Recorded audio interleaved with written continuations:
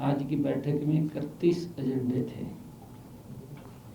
जिसमें से 18 एजेंडे मंजूर किए गए। साथियों,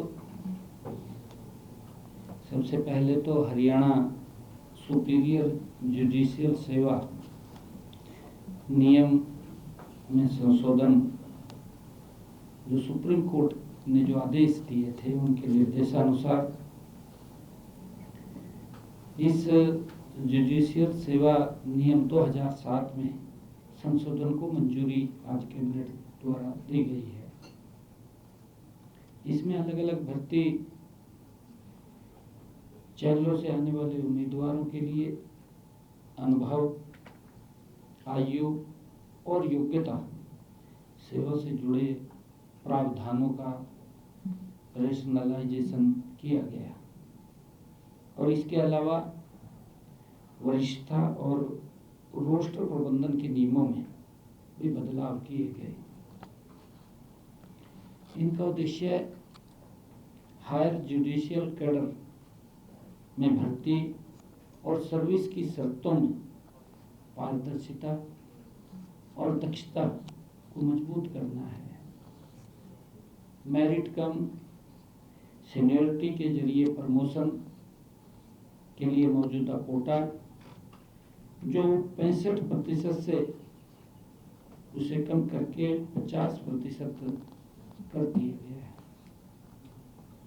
सीमित प्रतियोगी परीक्षा के जरिए भर्ती का हिस्सा 10% से बढ़ाकर 25% कर दिया गया है, जिससे काबिल न्यायिक अधिकारियों के लिए अवसर बढ़ेंगे। बाकी 25% पर सीधी भर्ती से वो भरे जाते हैं।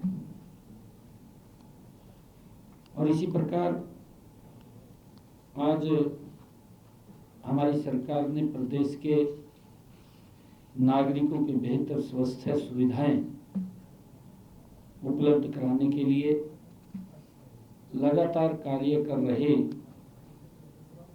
इसी दिशा में स्वास्थ्य सेवाओं वितरण में और अधिक सुधार लाने के लिए सरकार ने फार्मेसी अधिकारियों की भर्ती के नियमों में ढील देने का भी निर्णय किया है। बी फार्मेसी डिग्री में 6 माह के प्रशिक्षण की अवधि को शामिल किया गया है। इसीलिए आज की इस मंत्रिमंडल की बैठक में फार्मेसी अधिकारियों के लिए अलग से अनिवार्य 6 महीने के प्रशिक्षण की शर्त को हटाने की मंजूरी दी गई है। इससे राज्य में कर्मचारियों की कमी पूरी होगी, स्वास्थ्य सेवाओं में सुधार होगा।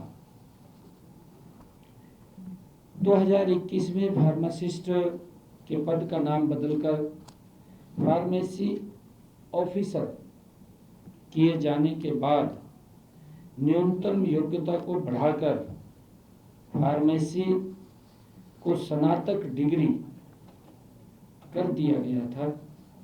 साथ ही अस्पताल आधारित फार्मेसी सेवाओं में अनिवार्य 6 महीने के प्रशिक्षण की शर्त को भी जोड़ दी गई थी।